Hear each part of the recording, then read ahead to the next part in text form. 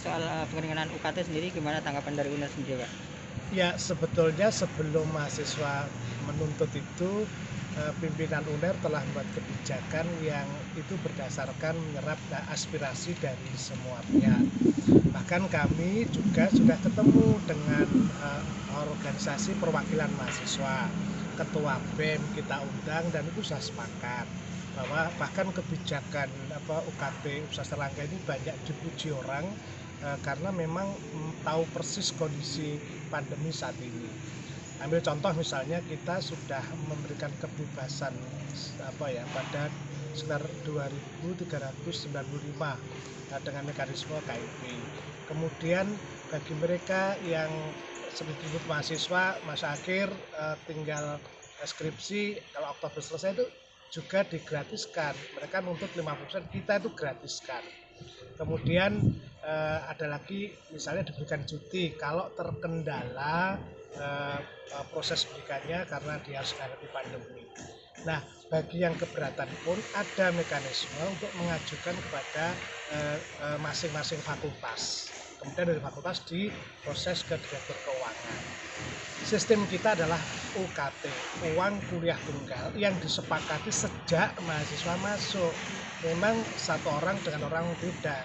Nah, kalau semua misalnya harus dipotong 50%, nanti gimana kalau putra pengusaha kaya, kemudian anaknya bupati yang kuliah dipotong, padahal kita juga membutuhkan untuk membantu mahasiswa yang kekurangan. Insya Allah kebijakan yang dilakukan Pak Rektor ini sudah berpihak pada kepentingan kita semua. Kita punya mahasiswa sekitar 37.000 mahasiswa. Nah, yang demo itu kan 51 orang dari kita catat, sehingga apakah mereka mewakili umum? Saya kira juga, karena sudah diwakili oleh organisasi kemahasiswaan, BEM dan sebagainya. Itulah representasi yang terus kita dialog dengan mereka. Nah, bagi adik-adik mahasiswa yang mungkin keberatan, silahkan ajukan itu. Dan mohon di dalam situasi seperti ini untuk taati protokol kesehatan. Kita malulah kalau kita mengganggu masyarakat itu. Jadi mohon mari kita cerdas.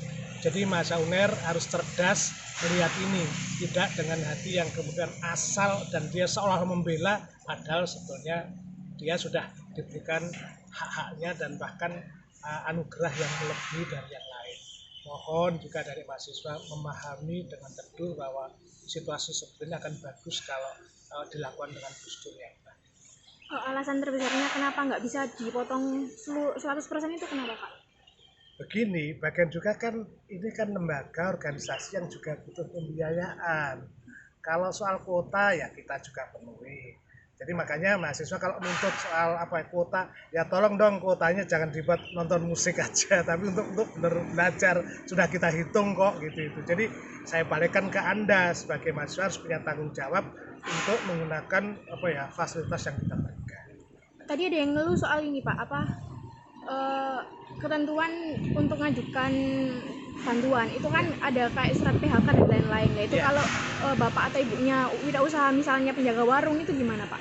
Ya tentu saja kan dibolehkan kan, misalnya ada surat keterangan dari RT atau RW, bahkan kita bisa verifikasi. Ini kan problem dialog, silahkan. Jadi nggak perlu Anda membakar kayu, malulah ganggu orang di jalan. Masa kalau mahasiswa kok begitu hari gini gitu loh. Jadi silahkan Anda ajukan dengan baik-baik, datang uang kuliah tunggal dan datang sendirian, jelaskan problemnya. Pasti Pak dosen dan Pak pimpinan memahami kondisi kita semua, prihatin dengan kondisi semuanya. Pak, ini kan mereka kan kalau misalkan tidak ditemui oleh pihak rektorat akan menginap di sini, ini bagaimana? Iya, kalau soal itu kan urusannya jadi lain gitu loh. Masa nanti kalau dari Satpol kan ada aturannya, ini warga negara kan mesti, lagian mereka juga ada izin dan mereka mewakili siapa gitu.